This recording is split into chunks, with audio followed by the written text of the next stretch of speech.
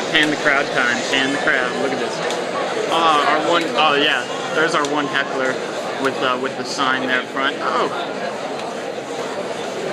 We also had a poster board up in the front there. The line. The man in the purple shirt.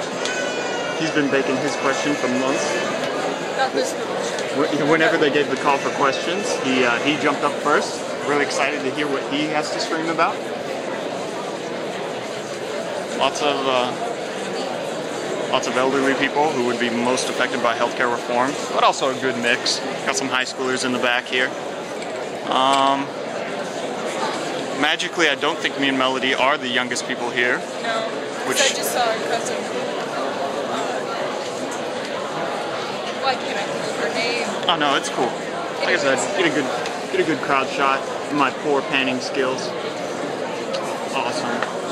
Testing 1, 2.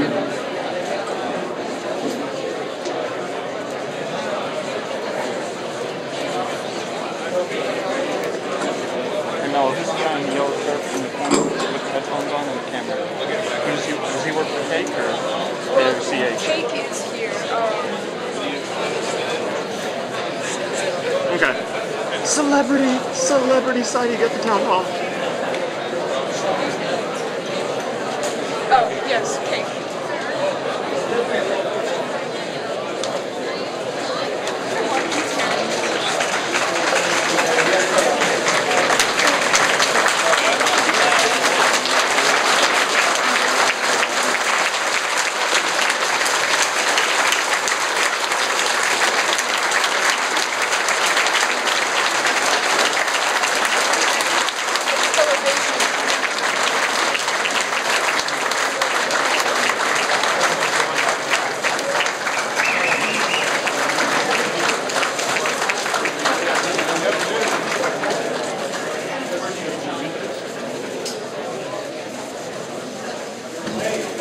Good morning. I'm sorry I'm late. I was in Wellington and we had a crowd so big in their city library that they wouldn't hardly let me out the door. It was a great crowd. We talked about a lot of issues. But first, let me give you greetings from Disneyland East, where reality is overcome by politics and perception. I know many of you have questions. I want to just give a few opening remarks. I want you to know that I brought a copy of the health care bill. I've been reading it, and I'd be glad to answer your questions about it. We're currently in recess, which doesn't mean I get to go out and play. But I've been having a series of town hall meetings. I'm setting up more as we go through the state. We're going to be talking about the things that are important, I think, for the future, not only for the 4th District of Kansas, not only for the state, but also for our kids and grandkids. I have a chart here, which is a graphic representation or injury is going to be, and then that's all they're going to fund. That's just the first stage of the health care bill. The health care bill also has a lot of other stuff. I don't want to go into all the details. I'm going to have some sign-up sheets come around. You can get on my email list, and we'll give you periodic updates of what's going on in Washington, D.C. If you can't get on if you don't get a chance to sign up here for some reason this morning, you can go to my official website at tiahrt.house.gov, and you can get online there and email me and request to be on the email list, and we'll send you periodic updates. You know, there's going to be a lot of questions. I think I'm just going to go straight to questions. Now, you guys don't have microphones. You have one microphone, is that all? Okay, we're going to have, on the other side, I'm going to take them from both sides. I'll repeat your questions so that everybody can hear what you're asking. We'll start with the gentleman with the sign. Good morning, sir. Good morning. My name is Mark. I live here in Derby. And I want to start off by saying we're all Americans and that obviously we're not against people. The idea of being able to give people some sort of entitlement, but the idea that the government is going to do anything and control, nothing in life is free, and there's no such thing as free health care. It costs everybody something. But my question is you know, we got here, we've got $30 trillion in unfunded debt that's owed by the American government. And it wasn't just Democrats who got us here, and I want to know why we should trust any politician who is up here espousing their ideas whenever, you know, you obviously helped us get here. You know, and I follow you closely. I follow all my representatives closely. I like your voting record.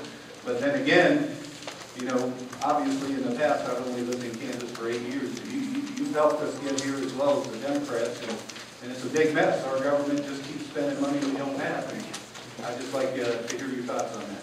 Well, I thank you for the question. I would argue that I was one that got us here. I have made some votes that I would like to have back, and I'm sure you've done things you'd like to have back as well. But the overall question that I think you're bringing up here is that what are we going to do about the tremendous debt that we're facing?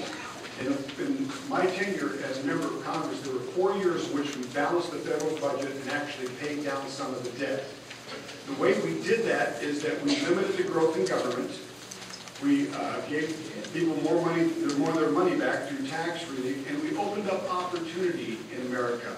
And I think as we're facing challenges today, if you really want to grow the economy, you do it by providing opportunity to Americans. Because historically, our economy has grown from the ground up and not the government down. For those periods of time where we've tried to grow the government or the economy from the government down, a good example, the biggest example is probably the Great Depression in the 1930s, where not only Roosevelt, but also his predecessor, Hoover, started borrowing money and starting new government programs. When Roosevelt got it, he actually, it's kind of interesting studying history, Franklin Delano Roosevelt actually ran as a conservative. In fact, I have a page out of the 1932 Democrat platform. It calls for a 25% reduction in the federal government. Now, that's not the Democrat Party we have today. That's my grandfather's Democrat Party. The Democrat Party today is trying to grow the government by 25% just this year alone. But at the end of that period, in the 1930s, the Secretary of the Treasury then, Henry Morgenthau, said after borrowing all this money and starting all these programs, unemployment is still the same rate as it was at the beginning of the decade, and all we have is a tremendous debt to show for it. Well, we're kind of doing the same thing. In fact, they tried it in Japan in the 1990s, where we saw tremendous growth. They saw tremendous growth in their government by borrowing money, and they now refer to that as their lost decade, because their average per capita went from second in the world to 10th in the world. That's the path to recovery that I believe we're on today. I think we ought to back up, provide opportunities, start reforming our regulations so that they make sense, use a cost-based analysis. We ought to look at our tax system so that we can welcome capital back into America, welcome investment, and we need to provide opportunity for people to bring new ideas into the marketplace. If you compare the 1930s with the 1950s, you know, the World War II generation like my father came back, and there was plenty of opportunity to bring new ideas into the marketplace. We got transistor radios, we got television, we got plastics. Today, we ought to provide an opportunity rather than starting government programs and taking over industries. We now have government motors instead of general motors. You know, they're proposing to take over the healthcare industry. That's what this bill's about, and why a lot of you are here. They're trying to take over the energy sector as well. If we want to grow this economy, we need to grow from the ground up and not the government down. I think that's the point you're making.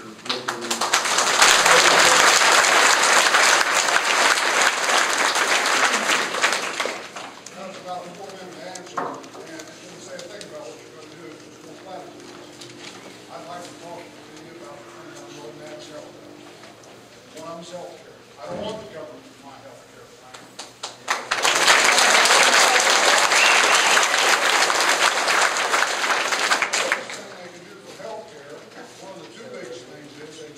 Social Security, Medicare, and the other programs they already have that are in debt. Why not straighten those out? If there's some savings there, let's get it out first. Okay?